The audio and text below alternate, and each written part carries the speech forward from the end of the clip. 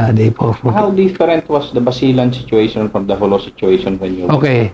I would say that the Holo situation is real combat. Because I would say that if not 100%, maybe about 99 or 98% were sympathetic to the MLF. It's an all-out war. But in Basilan, it was different. Because in Basilan, you remember that in Basilan, not all the Muslims, there are Tausug, Diakans, and some of them are, but not all about Tausug. So, I wouldn't decide with Diakans. So, iba na, dun sa Basilan, it's more a small unit operation. Then, psychological operation. Alam mo kasi, maybe I was very much impressed by my training because I trained in the US, PsyOps. While I look up the tactical something, I don't forget the psychological operation aspect. Yeah. And ano yung sir? Ano yung uniqueness nung Basilan at that time na aside from yung kwan ng Yakan? Yung kasi ngayon sir may mga unique political arrangements, situations. The unique situation is this, because for a long time, Basilan was only a sub-province of Buanga. And at the time, it's only a town. The mayor was Mayor Brown. I don't know if you have heard of the name. Mayor Brown is an American descent. Now, Mayor Brown, during his reign, really clamp on the Muslim. I mean, if you educate the Muslim, there will be, rebellions, etc. So develop Christian leadership. So the mayor of Isabela is Christian, the mayor of Lamitan is Christian, etc. So there was a sizable portion of political leaders who are Christian. While in Holo, talang Muslim talaga lahat. It's another difference. Again, in Basilan, there were some plantations which again have a predominant or a substantial number of Catholic. Like for example, si Bishop, they have the plantation there.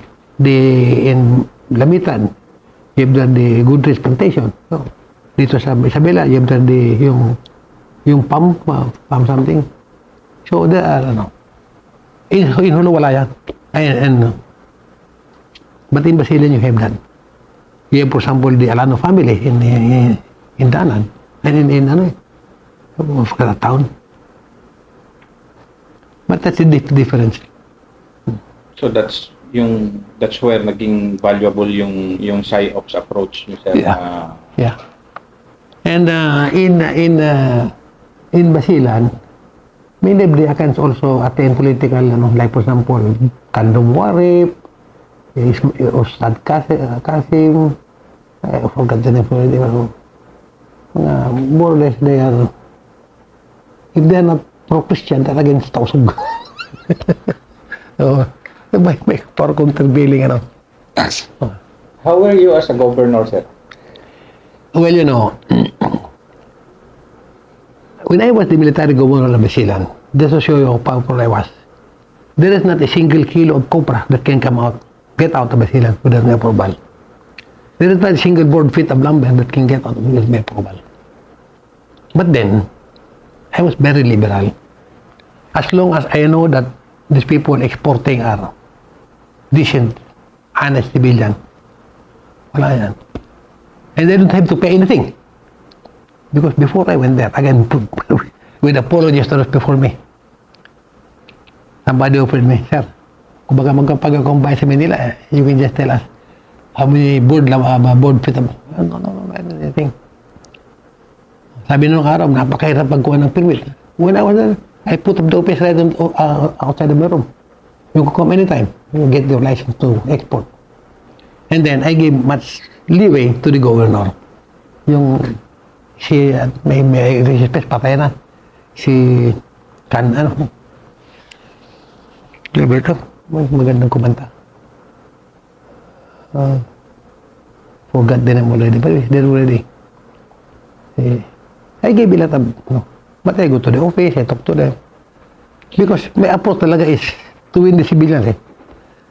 Just to show you how I accepted effort to win civilians. And that's also improved me very much. The bishop at that time in Basilan was a bust. Bishop Kereheta. He was very much against the soldiers. Because the soldiers were misbehaved. They're causing trouble all over. Then dumating ako. My headquarters was a private house. Very dirty, walang ano. And the first thing I have, put up plug ball. Plug drying ceremony every morning. Natawag na because it's very dirty house. So pag salubog, madira nandun eh. Okay. Then I started cleaning the building. Yung before dumadaan eh. I mean, what kind of an officer is this? Then, I called on him. Kami dalawa lang. Palabas yung Pedro Lumig. Kastila yun eh. Pedro Lumig. I'm sorry, Monsignor, but I don't drink. Why? You know, I prohibit my people from drinking, so I will not drink. But nobody will see you. We are the only two here. Sabi ko, Bishop, please don't be the devil. You're tempting me. Hindi natapos yung gano'n walang yun. Pati siya, hindi rin uminom. That's why uminom eh. So, he was really wondering, what kind of man is this? You know, when I first went to Basilan, no teacher will ever go to the camp. Why? Because pag meron sa yaman doon, ang mga dinadala, yung mga tabi-tabi. So, paano man mga mag-join naman? Lasing yung mga sundalo, nagputukan, lahat-lahat. When I went there, I proved all of that. Then the civilian know it, learn about it little by little. So, Rotary, Lion, JC, started inviting me. Talk. And just to show you again how they supported me. From Basilan to go to Zamboanga, you have to ride a ferry boat. Diba? What they did during my time, they put up an area with soldiers going on R&R. They can have their haircut for free.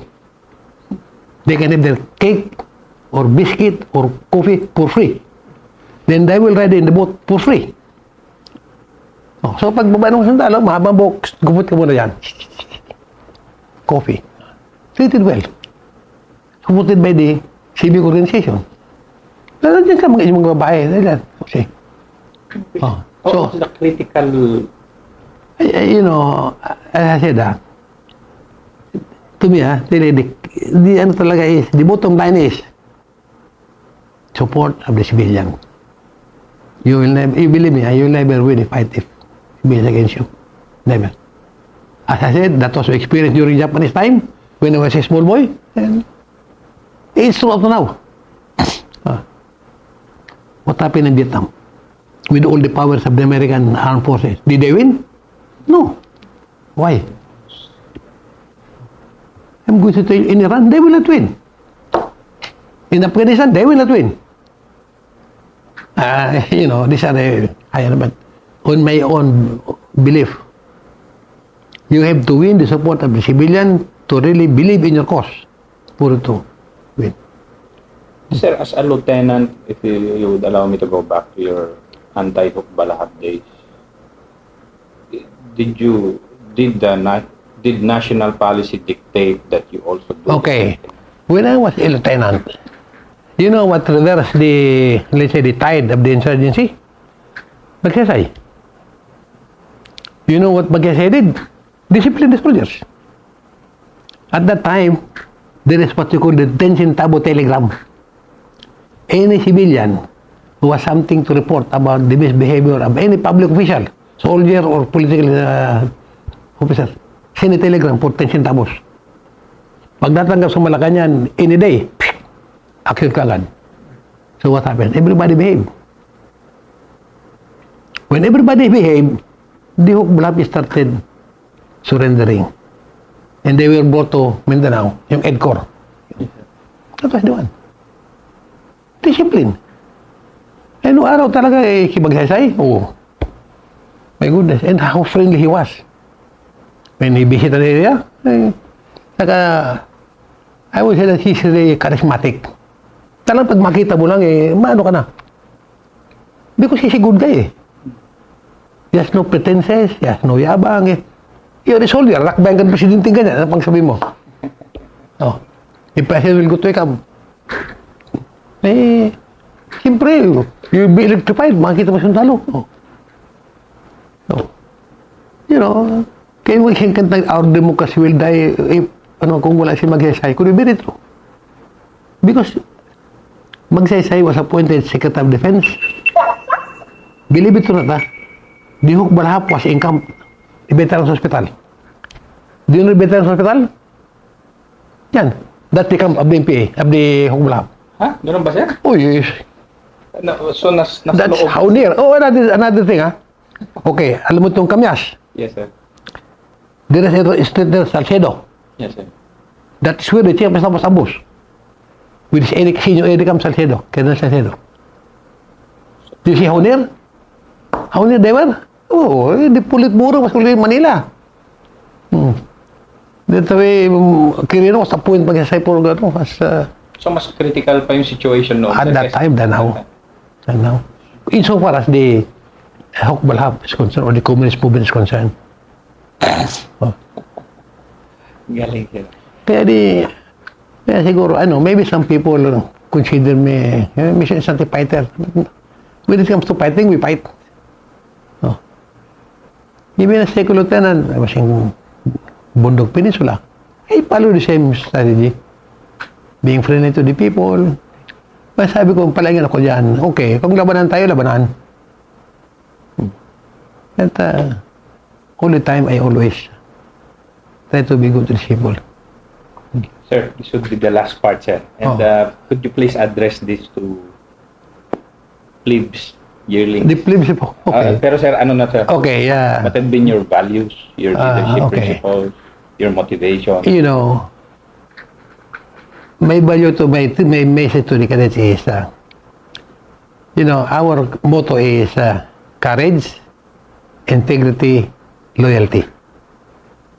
I would say that after all my years inside the armed forces and outside the armed forces, I've always tried my best, and I think I've succeeded in living up to this motto of courage, integrity, loyalty. Now, when you talk about courage, it's not only physical courage, being able to fight an enemy, but also moral courage to resist immoral activities. You say about loyalty, it must be loyalty to the Constitution or to a principle, not to an individual, because individual change. So it must be loyalty to an institution, loyalty to a principle, loyalty to a belief. What's happening now is, it's very unfortunate that when you say loyalty, it's equated to loyalty to an individual. Eh, papalit naman yan, di ba? So what happened? When you change loyalties, you become a traitor to the other, di ba? And then, the most important really, integrity. What do you mean by integrity? Integrity is let's say, being truth to what you say.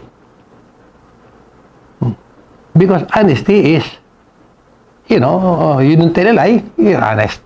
Diba? You don't steal, you're honest. But integrity, what you say, you do.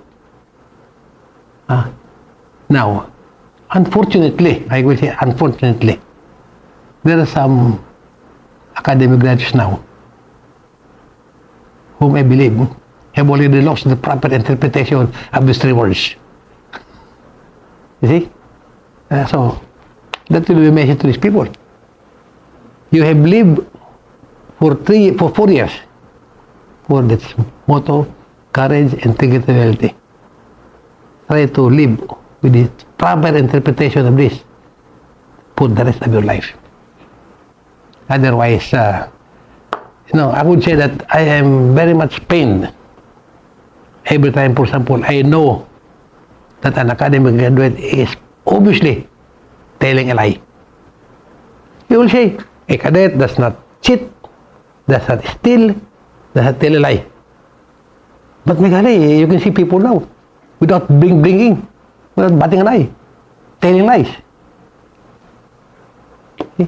To me, there is a failure not by the institution, but failure in the absorption of what was taught to them in the academy. That's why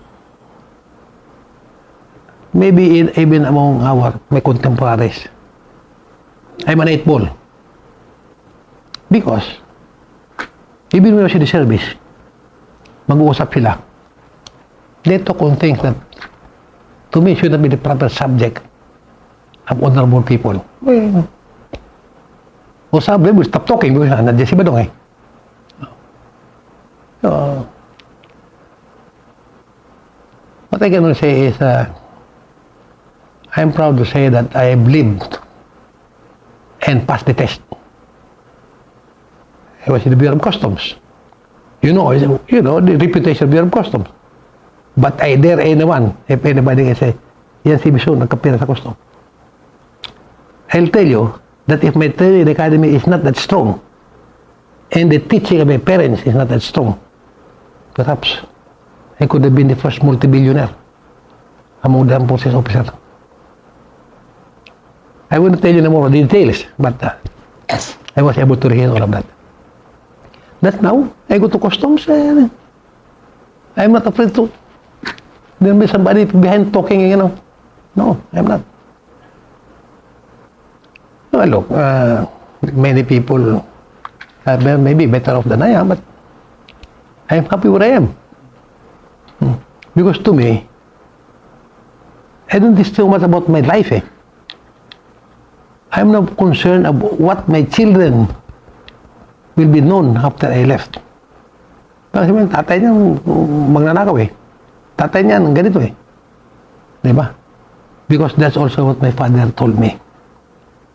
I cannot give you anything material, but I'm going to leave with you a name that's clean. Keep it that way. So, I would say that I was able to live up to the dying wish of my father. Ngayon, sa mga opisal natin ngayon, different values. But if only we can really live by a clean life, a good life, a simple life. And, kaya for example, yung inuman for example, I tell my people, if you're in combat area, you must be spiritually, physically, and mentally prepared to perform your mission. But what? Some people in the detachment, inom. They're attacked. They're drunk. Really. Discipline. And I think the proper values. Sir, you have lived a long life, served a long public service career, ending with customs, and now you're in the private sector.